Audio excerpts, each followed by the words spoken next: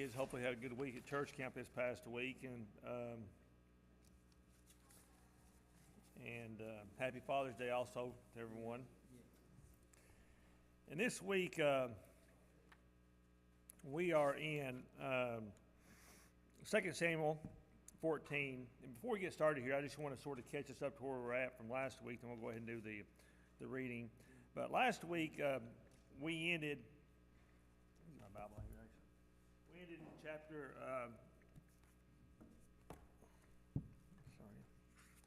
Ended in chapter 13, and what had happened there was, let me get to my place here.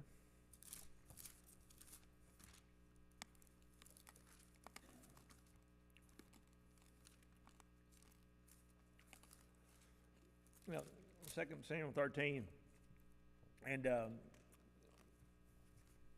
Absalom had killed his brother Amnon, I should say, and he fled to Geshur. He was there for 3 years, and the very last of chapter 13 says, and King David now reconciled to Amnon's death, longed to be reunited with his son Absalom. So the first 14, this chapter 14, the first 24 verses, we're not going to read it today. I'm going to give you like a little synopsis of what happens here. But Joab, who is the leader of King David's army, he's the chief captain, he decides that King David and Absalom need to be reunited. So he goes to this wise woman from Tekoa, and they devise a story, a scheme, you might say, to sort of to help bring Absalom home. So this lady went to King David. She told him, she said, hey, you know, I'm a widow woman. I only had 2 sons. They were out in the field one day. They were fighting. One son killed the other son. There's nobody to break up the fight. And now he's all I have left. He inherits all what we have. Everyone's wanting him to be killed to pay for the death of his brother. And so King David sort of, says, they keep talking, and she sort of tricks him into his words. And he finally says yes. He says, not a hair on your son's head will be, no one will harm your son. And then she goes back and says, well, she says, okay, now, if no one can harm my son, then how come what you've done to Absalom when he's, not allowing him to come back, she sort of tricked him in his words. So King David, he asked her, he says, who brought you here? She says, did Joab tell you to come here and do this? She says, yeah, Joab told me. He's like, okay. He says, you're right. You've sort of got me, you might say. In verse 23 and 24, it says, Joab went to Geshur and brought Absalom back to Jerusalem. But the king gave this order: Absalom may go to his own house, but he must never come to my presence. So Absalom did not see the king. So we're going to pick up here in just a few minutes after Trey reads here. Is the fact that Absalom, he went to Geshur for 3 years. That was at the end of chapter 13. He'd been there for 3 years in isolation. Now he's come back to Jerusalem to be reunited with David under one condition, and that condition is that he is not to be able to see his own father. So when we start reading here in just a few minutes, that's where we're at. He's living here in Jerusalem again, but again, he hasn't yet to see his own father. Okay, as far as announcements today, we have any announcements, anything that... My good friend Doris Wagner is just at the point of death. Okay. Charles Wagner's wife, Doris, we all know them, Charles and stuff, but yeah, Doris is not doing very well at all, and she's been in the nursing home for 6 years. Has that been that long? Wow, 6 years. So. But she took worse. When was it? Wednesday night? Yeah. They're giving her morphine every 2 hours. Okay. But anyway, sounds like it's just a matter of time, so just remember that family in your prayers. Anyone else?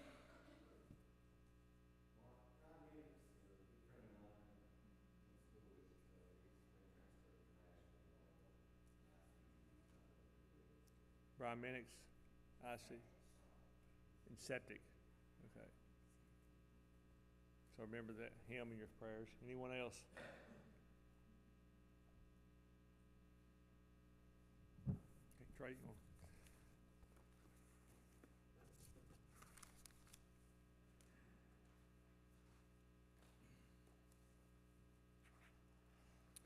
you would, bow with me.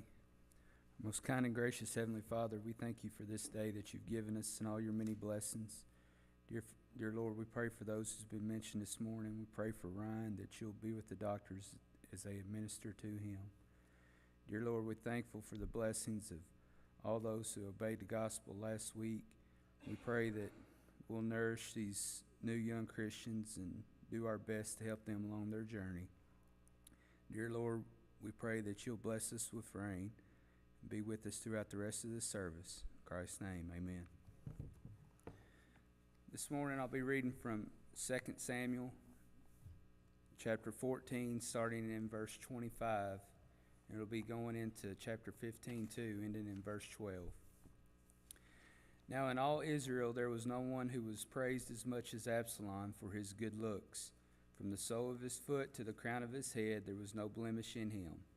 And when he cut the hair of his head at the end of every year, he cut it because it was heavy on him. When he cut it, he weighed the hair of his head at 200 shekels, according to the king's standards. To Absalom there were born 3 sons and 1 daughter, whose name was Tamar. She was a woman of beautiful appearance. And Absalom dwelt 2 years in Jerusalem, but did not see the king's face. Therefore Absalom sent for Joab to send him to the king, but he would not come to him. And when he sent him again the second time, he would not come. So he said to his servants, "See, Joab's field is near mine, and he has barley there. Go and set it on fire." And Absalom's servants set the field on fire. Then Joab arose and came to Absalom's house and said to him, "Why have your servants set my field on fire?" And Absalom answered Joab, "Look, I sent to you, saying, 'Come here, so that I may send you to the king, to say, Why have I come from Geshur? It would be better for me to be there still. Now therefore let me see the king's face, but if there is iniquity in him, let him execute me.' So Joab went to the king and told him. And when he had called for Absalom, he came to the king and bowed himself on his face to the ground before the king.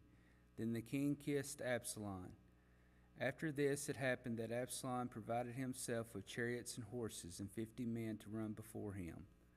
Now Absalom would rise early and stand beside the way to the gate.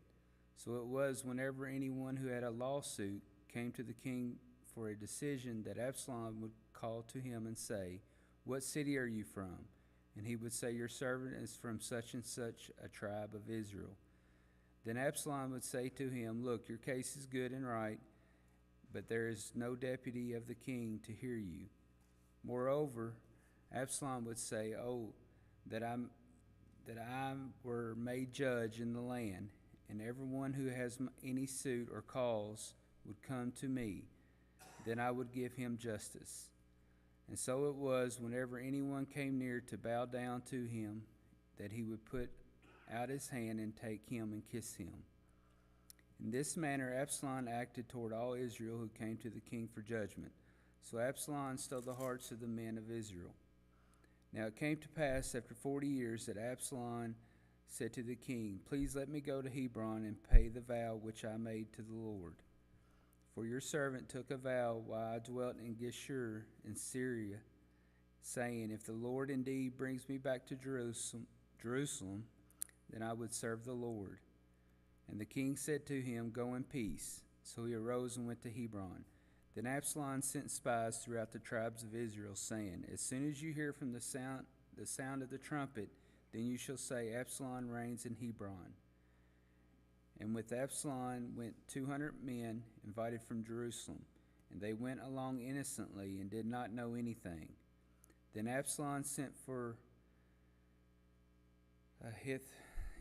to the Gilonite, David's counselors from his city, from Gilah, while he offered sacrifices. And the conspiracy grew, for the people with Absalom continually increased in number." Thanks, Trey. There's a lot of reading there.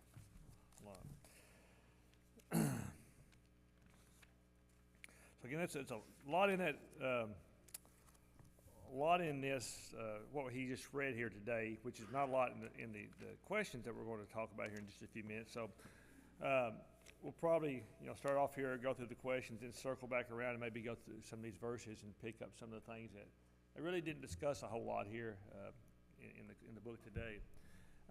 First thing though, being Father's Day and stuff, David, talking about his kids here, why do you think David never disciplined his own children?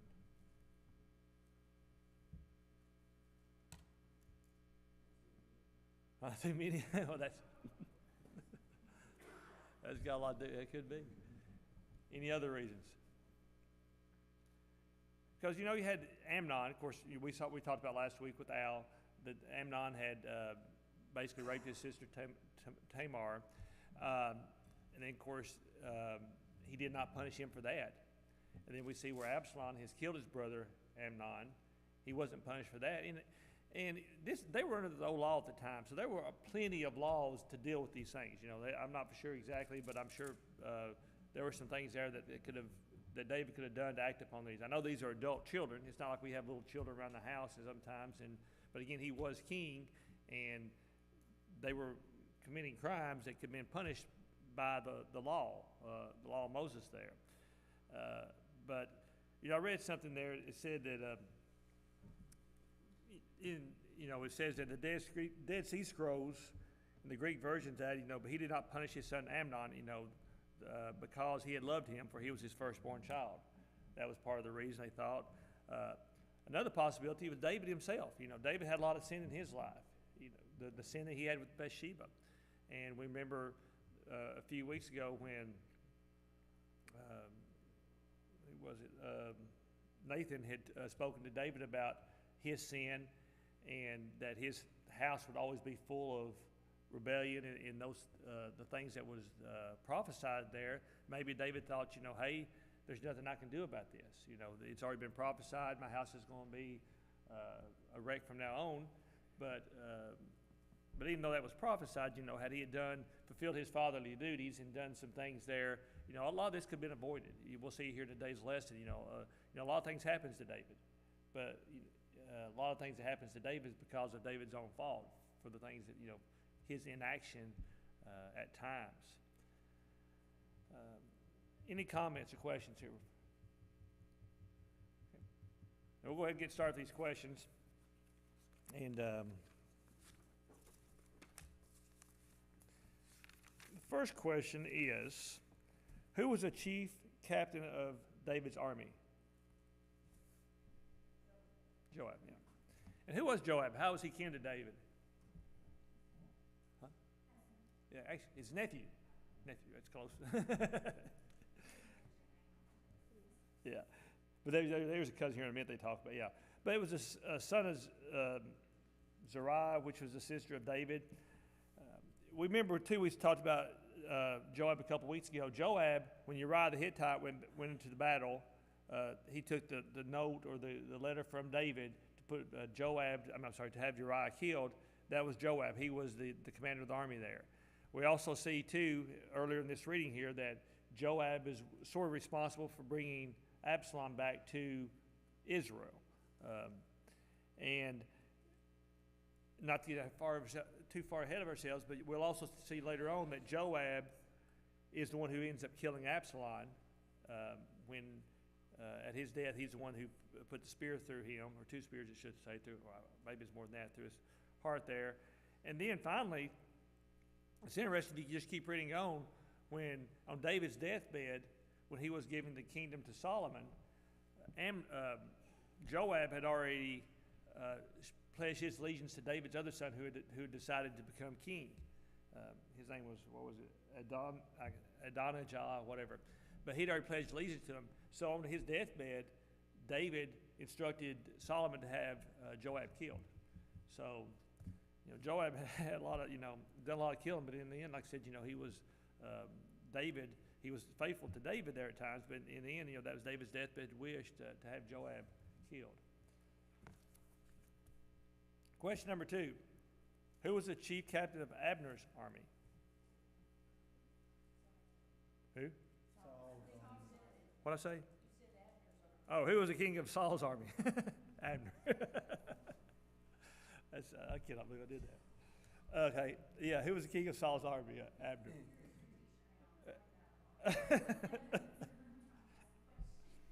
Yeah, that's funny. I know I did something wrong though. Okay, but anyway, yeah, Abner, and a couple things to hear about Abner really quick. You know, he killed Joab's brother. He was forced to kill Joab's brother in battle earlier. So Joab, in turn, got revenge on him, and he ended up killing Abner later on, which, again, David always held that against Joab. And that was probably one of the reasons David, in addition to the fact that he had pledged allegiance to another person, that was probably another reason he wanted him killed for the way he had done Abner, had killed him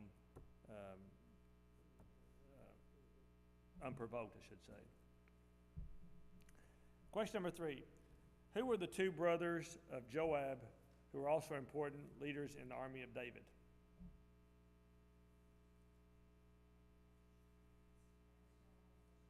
Mm-hmm. Yeah. Yeah, that's closer than I'd get, yeah. But again, they along with Joab, you know, they were very important to David as the kingdom was being built. Question number 4. What was the name of Absalom's sister and later of his daughter? Tamar, yeah. We talked about that a little bit last week. Do you remember who the other Tamar was in the Bible? Who's that? Yeah. Yeah, Judah's daughter-in-law. And the story behind that was it was his daughter-in-law, but his oldest son had died. The middle son was supposed to carry the seed on through her, and he refused to do that. So God struck him dead. So rather than Judah, which was Jacob's son, one of the original 12 sons, which instead of allowing her to have his youngest son, he did not do that. So she dressed up as a prostitute. She came to Judah, and she became pregnant. Judah wanted to have her killed, but then he found out he was the father of the children, and we remember that story. So she had two twins, and Perez was one of them. So that is in the bloodline of Jesus Christ. So again, this is David's great whatever grandma and grandpa there was Judah and his daughter-in-law. But again, like we talked about a few weeks ago when we was talking about Bathsheba, Christ's bloodline we see there in Matthew. Again, there's a lot of different stories through there, and again, it wasn't the perfect bloodline. There was a lot of sin, a lot of corruption, things that had happened, and it just shows that Christ came. A lot of sin before him, and like we talked about a few weeks ago, a lot of sin after him. Any comments so far? Okay. Question number 5.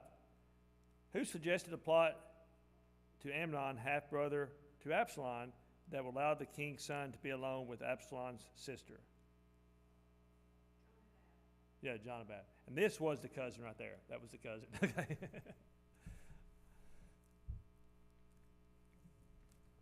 Question number 6. What did Absalom want Joab to do in order to reinstate him in the presence of the king?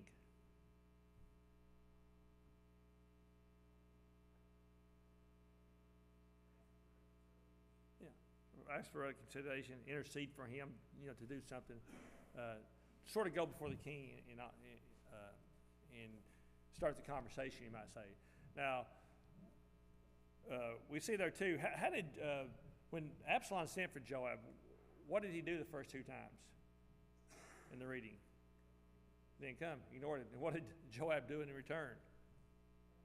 Burn his barley fields. So, he wanted his attention. And again, he kept trying to get a hold of him. And then what did Joab? Joab came to him and said, why'd you burn my fields for? He's like, well, because you didn't respond. You didn't answer my calls. When this happens here too, we talked about earlier, he was in Geshur for 3 years, and he'd already been here in Israel for 2 years. So it'd been 5 years since he had left Geshur. Since he killed Absalom. So he'd been 5 years without seeing his father. And his father still has not seen him yet until this point in time. So a lot has been going on during this period of time. And so what happens here, Joab, he goes to the king, and King David allows him to come see him. But when he comes to him, what kind of reception is it? How does he respond to seeing the son after all those years? Kissed him, yeah. But do you think it was like a warm, loving, I'm glad you're home son type of relationship, or was it more like a formal, yeah, it probably more like a formal head of state, like, it's like someone else in the, as far as another servant maybe throughout the land of Israel, he came home and went to meet the king, and he allowed him to return to the land. That's pretty much what you see here. You don't see anything here. The verbiage doesn't say his father David, or his father. He doesn't refer to it like that. It's not like when you first see this, you think maybe it could be something like a prodigal son reunion. We remember in the New Testament, when the prodigal son came home, the father, he saw him from afar, he ran out, he had a feast for him, he welcomed him home, but you don't see that here. You see David, he brought him home, but he didn't want to see him, and it just doesn't seem like there's a lot of love here. I would say a lot of affection shown to him for coming home. And what do you think that does to Joab? I'm not Joab. What do you think that does to Absalom all this time? What do you think? Animosity, yeah. You go for 5 years and your father basically refuses to see you. He doesn't want to have anything to do with you. That causes you a lot of resentment. Just a lot of, I hate to use the word hatred. And you sometimes wonder too, you see Absalom wanting to see his dad. He's wanting to meet him again. And after this, we start reading there in the next chapter, chapter 15, we see that Absalom probably starts his plans for rebellion. So you wonder maybe this is sort of his last-ditch effort to get with his dad, to see if there's any type of reconciliation, any type of relationship there. And after that meeting with him, realizing, that probably for the last 4 to 5 years, he might have been thinking about trying to overthrow his dad in the kingdom. Probably thought maybe it wasn't a good idea, but after that meeting with him, maybe it just put the wheels in action, you might say. Any comments or questions? Okay. These next questions are pretty quick. Okay, over what city was Absalom's grandfather king? Yes, yeah. It said his name was Talmai, and of course, his daughter's Maacah. I can't say Maachah. Of course, he had Tamar and Absalom as their kids. Question number 8. What did Absalom have done to his half-brother Amnon? Killed him. Talked about that last week. After Amnon's death, which of David's sons was expected to be king?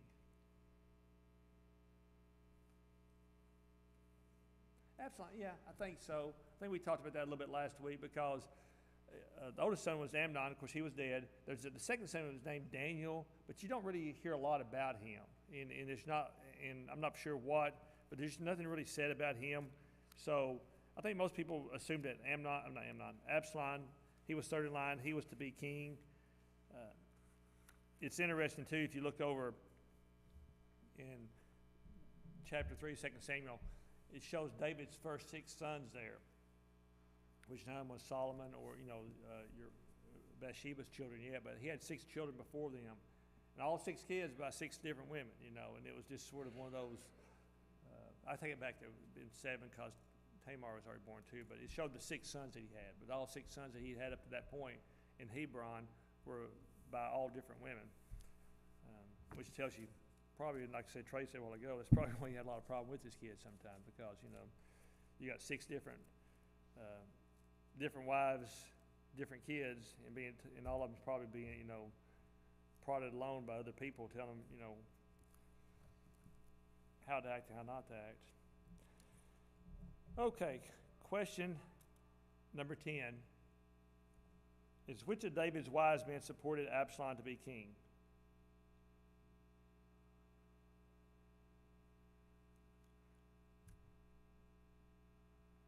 we all know it, nobody's afraid to say it. What is it? Ahithophel, yeah. The hard word, yeah.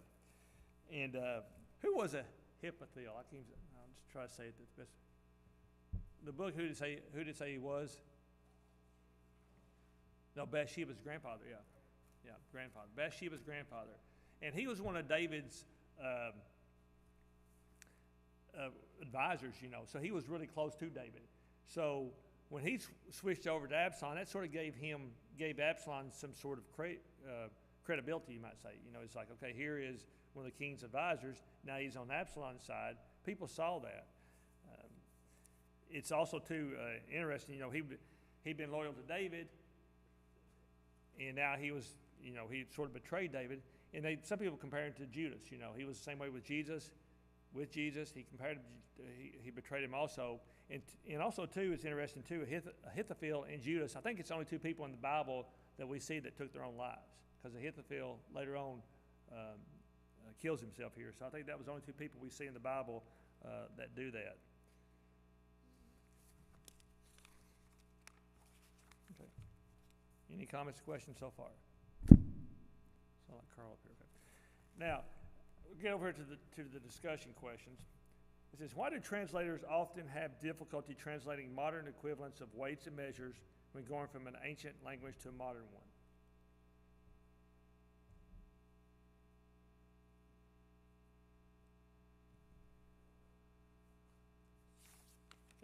He put a whole, on page 308, if you want to read the answer to that, there's a whole section through there. And, but again, things are different from different kings, different kingdoms. A lot of this stuff is not related to a standard, silver or gold. So I think the point of all this is, we talked about the shekels. And it said that his hair weighed so much, which is interesting that, he would weigh his hair. It said he weighed it out, but it turned out to be about 5 pounds, what it turned out to be. Some translators say it could be up to 25 pounds of hair. That's not yet, but up to 5 pounds of hair, which was, a lot of hair. But I think that's the point is, because some people have, controversy on, some of these things, when you try to weigh them out, and you try to compare them to modern standards, now you can't get an absolute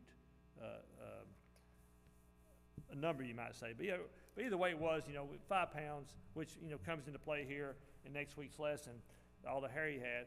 Also, too, I will say this. If you read there, I think it was on page, I'll point this out real quick, on page,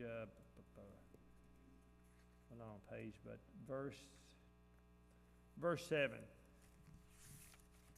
of chapter 15. Our book says, now it came to pass after 40 years. That's another thing that was pointed out too. That's probably, if you read, a lot of translations says 4 years. It's not 40 years. The numbers don't match up there. If you look at the Greek translation, I think it said, and also some of the earlier writings, it was a 4-year period, but not a 40-year period. But some of these translations, sometimes in the Hebrew, it's translated as 40, and that's why there's if you do the math, it doesn't work. So if you saw that in our reading there today, it's not 40 years, but it's 4 years. Question number 2. How did Amnon's position allow him to be alone with Tamar? King's son, yeah. It's king's son, so, And, of course, you weren't, but in that story, too, one thing that really didn't go into a lot last week, when she saw that he was going to do what he did to her, what did she tell him?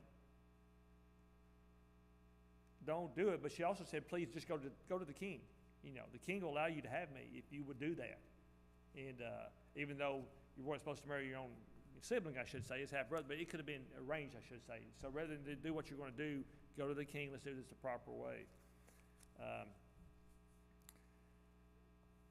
And so question number 3 says, why is Absalom so determined to get revenge on Amnon? Yeah, he raped her, yeah. And also, too, not only that, but the way he treated her afterwards. What did it say he did after he raped her? What did he say? He hated her, yeah. He hated her. And that was, and also, too, it brought shame on her. And also, too, with him waiting 2 years, what does that sort of infer also?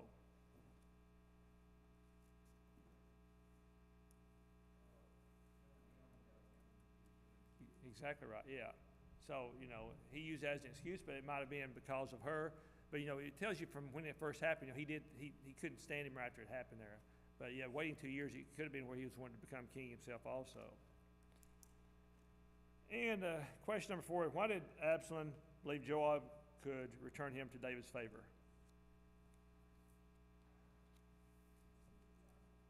His army, yeah. He was with him a lot. Yeah. They had a relationship. They'd been together for quite a while. So,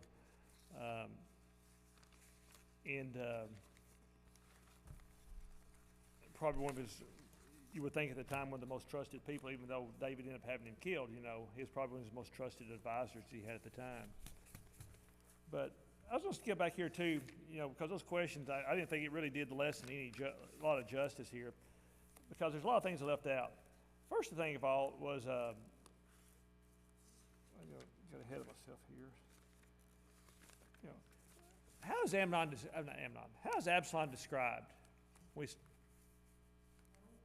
No blemishes from head to toes. You know, no acne, no zits, no nothing. He was perfect.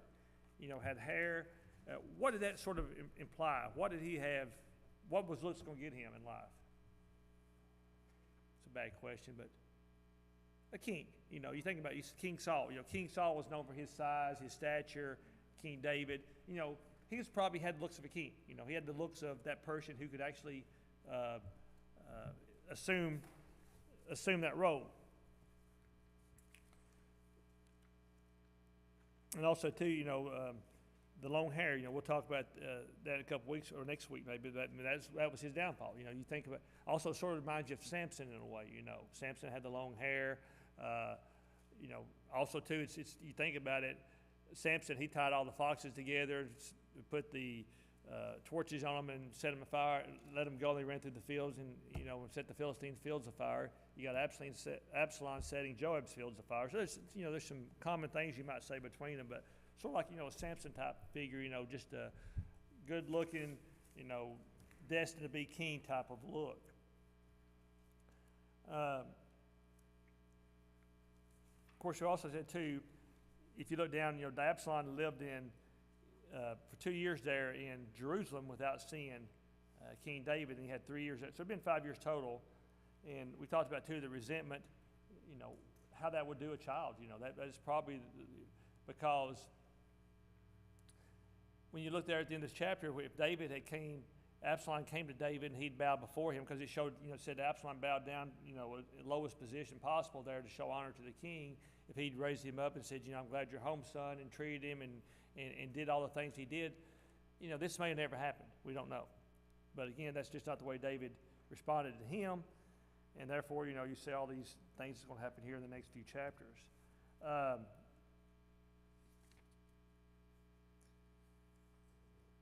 And also, too,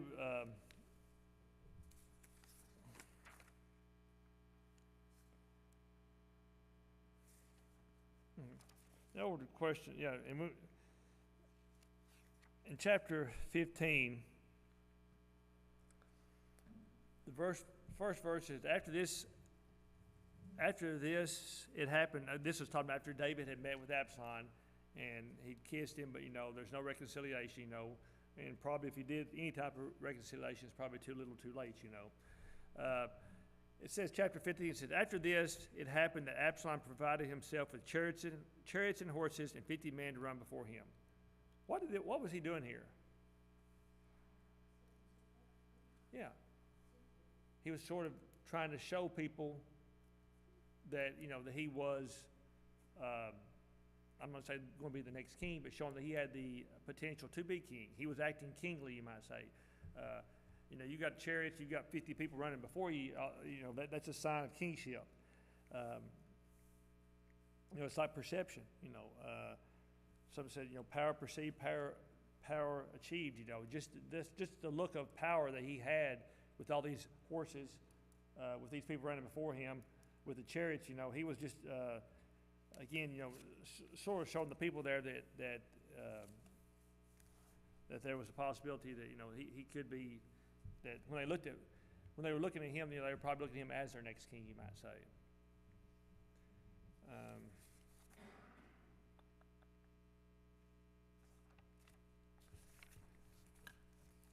Also, too, it said, I'll just go ahead and read this again. It said, now Absalom would rise, this is verse 2, would rise early and stand beside the way to the gate. So it was whenever anyone who had a lawsuit came to the king for a decision, that Absalom would call to him and say, what city are you from? And he would say, your servant is from such a tribe and such a tribe of Israel. Then Absalom would say to him, look, your case is good and right, but there is no deputy of the king to hear you. Moreover, Absalom would say, oh, that if I were made judge in the land, and everyone who has a suit or case would come to me, then I would give him justice. What's he doing here? Politics. Who said that? Yeah. Yeah, it's exactly right. Politics. You know, he's like, hey, you know, we've got a king here. The king don't have time for you. You know, he doesn't have enough service. But, you know, you've got a great case. You know, he's probably, no matter what your case was, everybody probably had a good case. You know, he was a politician. He's like, you know, but if I were king, if I were made king of the land, then your case would be heard and justice would be received. And so he was doing that, just like the woman from Tekoa. You know, she came to see David, and she was able to get a seat at David's table, or to be able to see David's.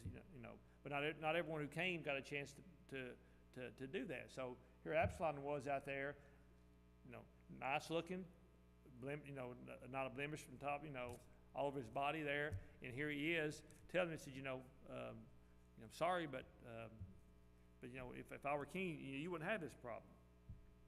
And then it says here in verse 6, verse 5 says, so it was whenever anyone came near to bow down that he would put his hand on them and take him and kiss him, just like, you know, like political. And then the next thing it says, verse 6 says, so Absalom stole the hearts of the men of Israel. What does it mean when he stole the hearts of them? Who did he steal it from? David, yeah. Yeah. And David, was he a well-liked king or disliked? He was liked. Yeah, he was liked at this time. Yeah, David, it wasn't like he was a king who had, you know, approval ratings in the 30s. You know, he was on up there. You know, he was up here. Everybody liked David. There was nothing wrong with David as far as being king. So you got Absalom trying to overthrow a king who everybody likes. And we'll see here, you know, chapters on, you know, he almost succeeded in that, you know. But you know, he was pretty sly. This was a plan. You know, this is everything that, you know, Absalom was no dummy in the way that he did things. You know, maybe he is probably not very smart in the fact that he could probably waited a few years and got it handed to him, but to take it away from his dad was probably not a smart move. But the way he went about it was really not a, you know, the plan was pretty good. You know, and David too here, probably when this is all going on, David, he was king for 40 years. David died around when he was 70 years old. This is probably when he's around 62 years of age when this is happening too. So it's sort of, you know, probably about 30 years into his kingship that this is all taking place. And another thing too is Hebron. It said, please let me go to Hebron and pay the vow, which, I'm sorry, back in verse 7, it says, you know, basically Absalom goes to the king and says, hey, you know, I was in Geshur for 3 years. I said, I made a promise to the Lord, if I was able to come out of Geshur and come back to Israel, I would go to Hebron and pay the vow which I made to the Lord. So again, this said that was after 4 years, 5. So you're looking probably 9 years past the time, at least since he killed Amnon, this all happens here. You know, why did he go to Hebron for?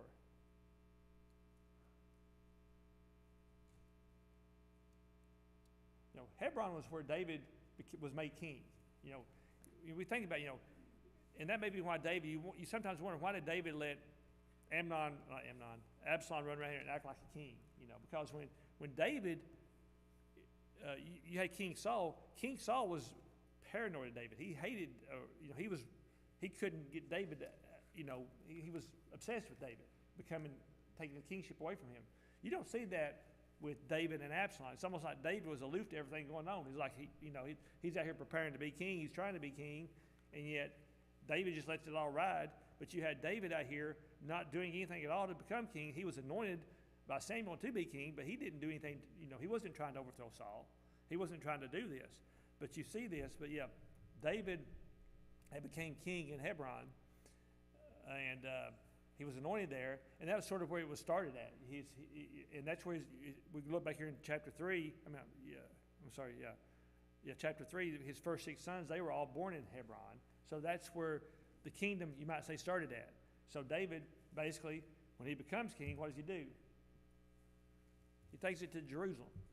So when he takes it to Jerusalem, there's probably people there in Hebron sort of aggravated with him that he left there. So there's probably some people there in Hebron that probably, we say David was a popular king, but maybe in Hebron there's a little bit of a axe to grind, you might say there.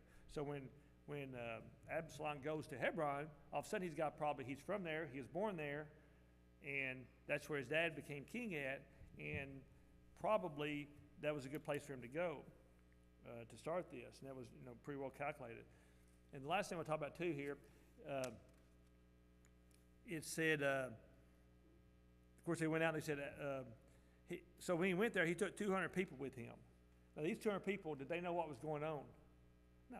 So he probably went to Hebron. On top of that, he took 200 people, probably prominent people there from Jerusalem. So the people he took were not just 200 people. It's probably people that had status. So all of a sudden you walk into Hebron, you got these dignitaries with you, and then they announce that, hey, Absalom is the king, and they also see that Saul's advisor is, not Saul, but David's advisor is there. All this stuff is pretty well planned out. So, he declares himself king there, and we'll see here in the next couple of weeks what happens with all this. But it's pretty interesting. A lot there. The book, like I said, did not really go into all that other stuff there. The other part of the reading we tried to cover there at the end, and hopefully I made some sense out of it. Again, we'll see here. The next couple of weeks, because up to this point, we've had 2 kings. We've had we had King Saul. We'll have King David. We'll have Solomon, and then that's when the kingdom divides. We got Rehoboam, Jeroboam, and north and south, and all the things we see later on. So any questions or comments? Okay, very good. See y'all next week.